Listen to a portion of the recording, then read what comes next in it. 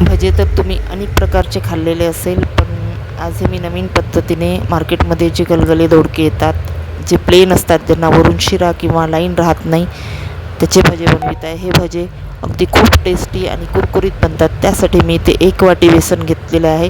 तर कमी जास्त प्रमाण अंदाजे तुम्ही तुमच्या घरच्या नाश्त्यानुसार घ्या. 1 वाटी बेसन, त्याला तिखट, मीठ, हळद, ओवा, जिरे पावडर किंवा कोणाला, आणि हे बघा ओवा तर नक्की टाकायचा आहे. ती ओवा त्याने चव चांगली येते. हे बघा कढीपत्ता टाकायचा आहे, आणि हे बघा कोथिंबीर हिरवी टाकायची आहे, आणि पाहिजे असेल तर तुम्ही मिरचीची पेस्ट टाकू शकता, पण तिखट कोणाला आवडत नाही म्हणून हे बघा मिरची फिक्की असते तर काही नाही, पण खूप चरचरीत बारीक मिरची वगैरे तिखट असतात म्हणून तुम्ही हे बघा मिरची पावडरच टाका, आणि नाहीतर मग मिरचीची पेस्ट टाकू शकता. आता हे सगळ्या वस्तू आपण चांगल्या कोरड्या पिठामध्ये आपण मिक्स करून घेऊ आधी. आता मी इथे दोडके जे येतात ते आधीच कापून घेतलेले आहे, त्याचे पीसेस, आणि त्याला कट करून मस्त पाण्यामध्ये स्वच्छ धुवून घेतलेलं आहे.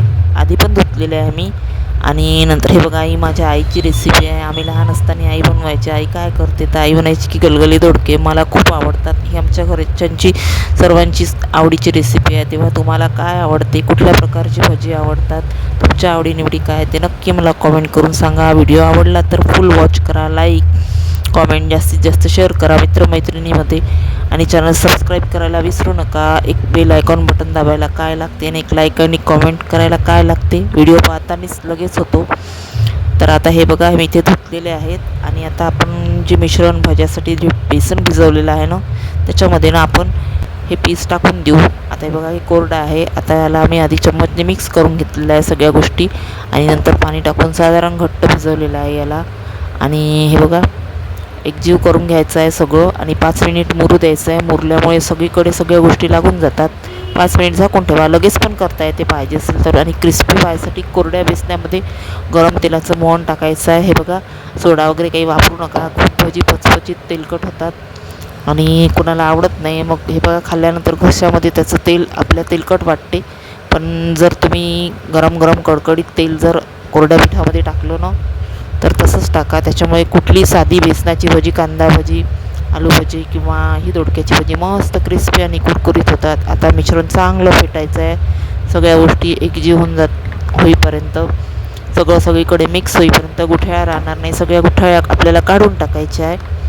आणि हे बघा आता हे मिश्रण आपण सगळं चांगलं मिक्स केलेलं आहे, आणि आता आपण याचे मस्त कुरकुरीत क्रिस्पी खमंग खायला भजी काढू.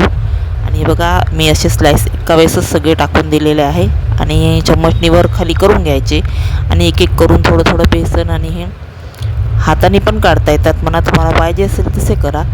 तर आता समोर मी इथे कढईमध्ये चांगलं तेल कडकडीत गरम केलेलं आहे. मग एकदम गॅसचा फ्लेम कमी करून दिलेला आहे, आणि सगळे भजे काढलेले आहे. मस्त क्रिस्पी होतात, कुरकुरी होतात. जसं सांगितली आहे मी रेसिपी, ज्या पद्धतीने सांगितली आहे तसंच करा, आणि कुठली चटणी किंवा सॉससोबत मस्त गरम गरम सर्व करा. इथे माझे भजे पूर्ण बनवून रेडी झालेले आहेत.